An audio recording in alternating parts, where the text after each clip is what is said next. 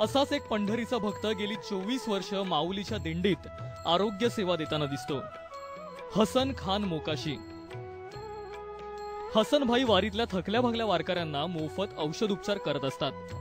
कुणाचे पाय दुखत असतील किंवा कुणाला ताप आला असेल, हसन भाई त्या रुग्णाच्या सेवेसाठी धावून जातात। पण रुग्णाची आणि वैद्याची ओळख ही माऊली अशीच केली जाते। माऊली काय होतंय?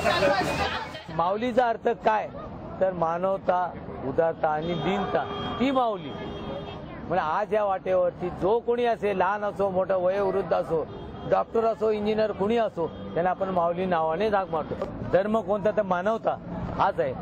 माझे आजोबा तेही डॉक्टर होते, माझे काका तेही डॉक्टर होते, पण त्यांच्या ज्या प्रेरणेपासून डॉक्टर मोहितेंच्या संघात राहून मी मानव सेवा हीच ईश्वर सेवा हे मानून मी सेवा करीत आहे।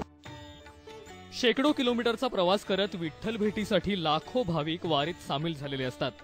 एक अधिष्ठान आहे, तशी ती सामाजिक समता आणि राष्ट्रीय एकात्मतेचंही प्रतीक आहे।